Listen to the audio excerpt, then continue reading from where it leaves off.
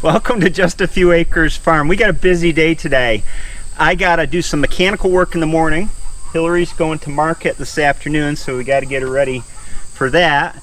And I'm gonna rake and bale hay this afternoon, but first we gotta take care of these whiny folks over here. They've been telling us they need some more hay. Oh, and if you happen to notice my jaws swelled up here on this side, well, it's because Hillary got really mad and slugged me yesterday. I did not. Actually, I had a tooth pulled, but we'll power through it.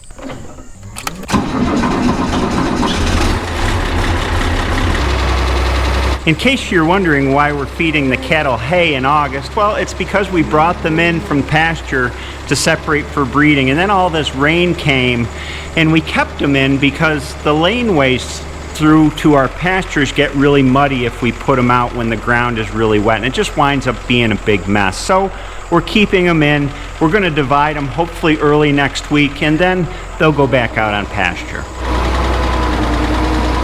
Oh, the cows were belly aching at me this morning, but they're just hanging out in here and they got new hay. I don't know. I think they just like the belly ache. The next job is my least favorite of the day. I keep our old vehicles running on a combination of chewing gum, baling wire, and zip ties, and I got to do a little bit of that work today. The shifter on my truck for like the last 10 years, every time it rains hard and you drive through wet roads, the linkage gets sticky. So to fix that linkage, I got to crawl underneath and lubricate it where it comes in the transmission, first with PB Blaster and then with lithium grease, and it'll hold it for a while.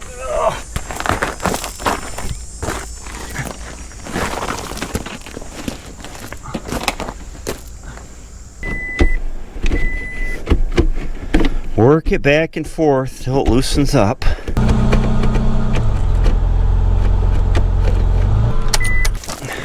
Well, that takes care of that job.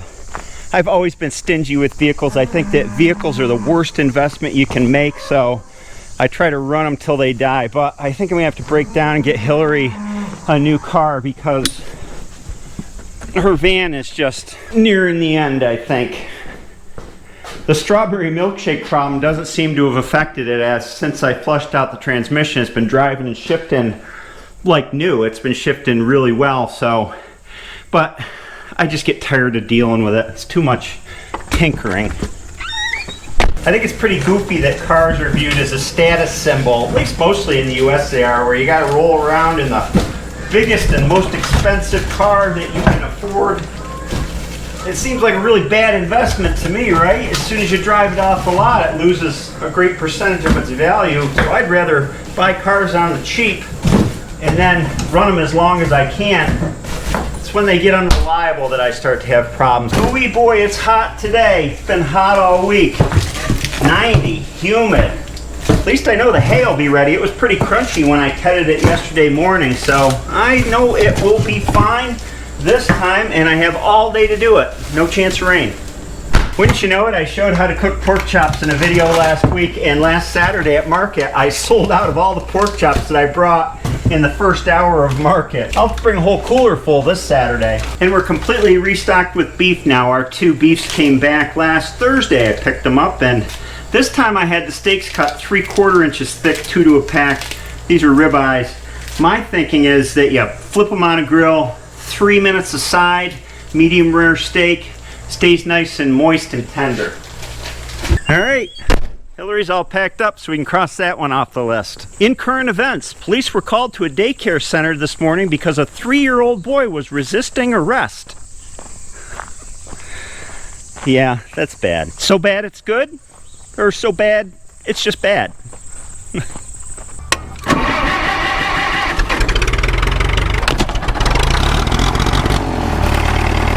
I gotta change the oil on the MD before I go out and rake with it because it's long overdue. I should have done this a long time ago, but I've been busy. I'm gonna warm it up a little bit first.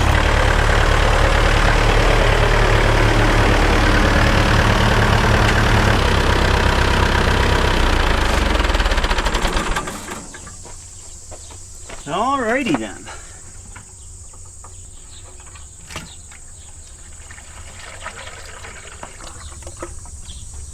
Yep, it's diesel oil. This oil gets reused to lubricate chains on the Haybine and the baler, etc. That's what the brush in the cup is for.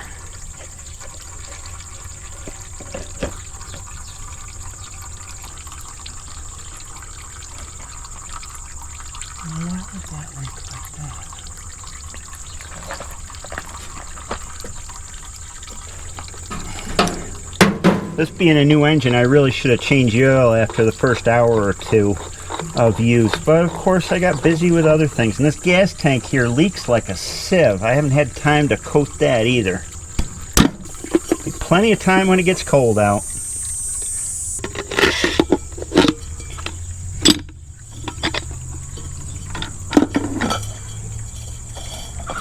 I don't usually reuse the gasket that's under this lip, but this time I have to because Napa didn't have them in stock and I wasn't interested in coming back, so it should be alright. I always reuse the copper crush washers at the top here and I never have a problem with them leaking. Boy, it's getting hot out here. The fella would like to have an air-conditioned shop on these days. Oh, that's terrible. Gas leaking out of there. Man, oh man.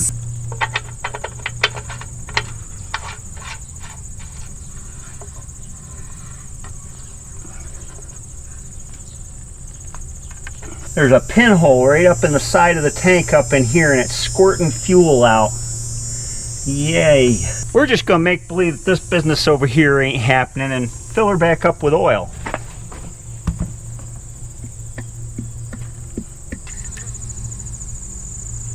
A little bit overfull. We'll start her up and fill the oil canister up and then she should be good.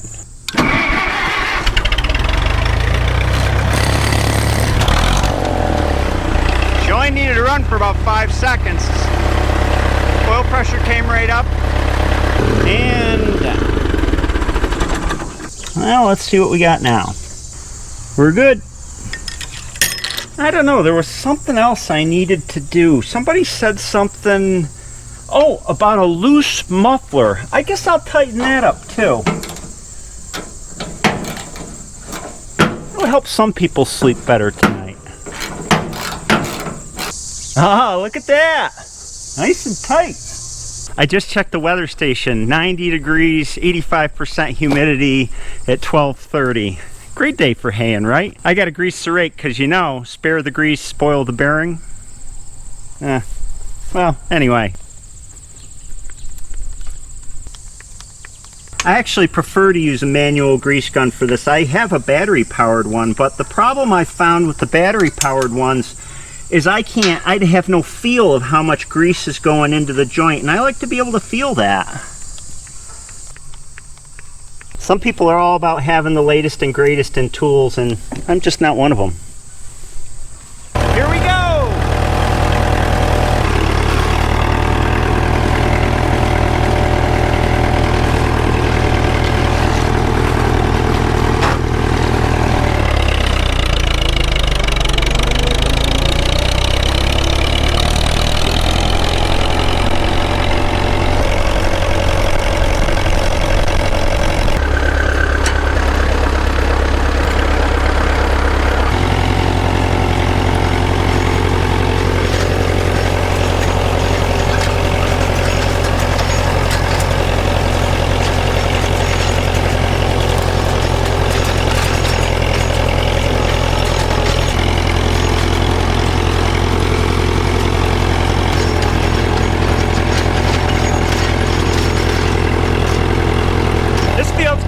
Dandelion leaves in it from the wet weather, and I've noticed that when the grass is perfectly dry, ready to bale, but the dandelion leaves are still green when it rolls over in the windrow. I don't know what the deal is with that.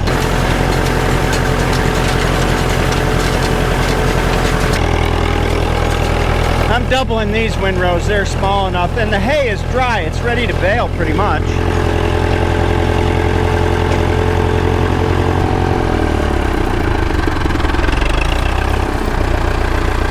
I got some help again today.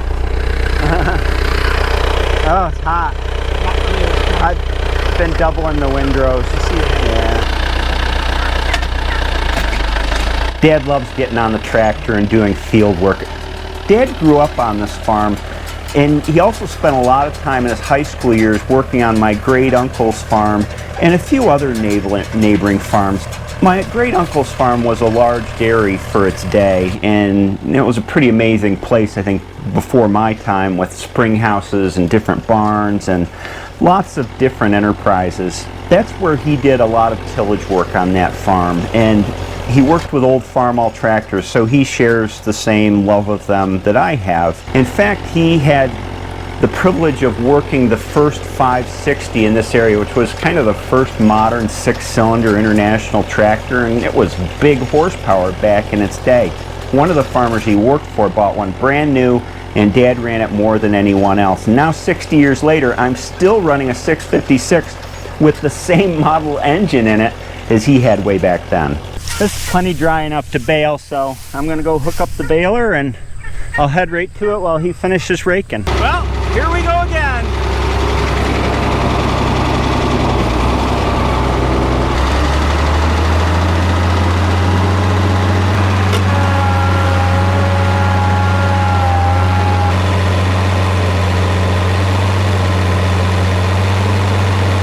I have this relationship with the process of making hay that's kind of weird, and I think most people that make hay share it. I both love making hay, and it stresses me out like no other job on the farm. Making hay is one of the things I look forward to during the cold winter months. I just think about getting out there on the tractors, and I love cutting hay. I love the whole process: cutting, raking, tedding, baling.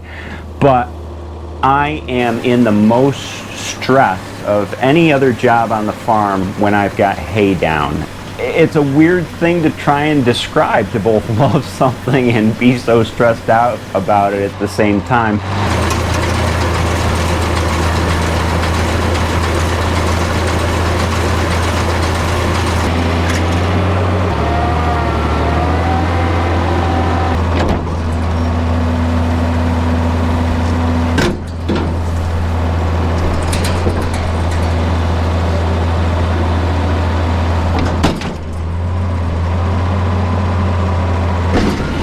This hay's followed my normal haymaking procedure, and it's what I call 48-hour hay, and it's how most of my hay gets made, in 48 hours. And it really doesn't matter whether it's first cutting or second cutting. It always seems to follow this general pattern. On day one, I cut the hay either late in the morning or through the afternoon, and then on the morning of day two, first thing, when the dew's still on and the hay is still in its wilt phase, I ted the hay and spread it out, and I let it sit for the rest of day two. Then on day three, when the dew's burned up, usually I get to it right after lunch, I start raking the hay. And I let it sit in the windrows. Usually that day, hopefully actually, is a nice sunny day with a breeze. I let it sit in the windrows to dry a little bit more, and I bale it in mid to late afternoon. So if you figure from the afternoon of day one to the afternoon of day three, cut to bale, that's 48-hour hay. The shortest time I've made dry hay is 30 hours, and weather conditions were absolutely perfect for that. Warm weather, plenty of breeze, low humidity. I cut it the morning of day one, and I baled it the afternoon of day two. I've only done that once.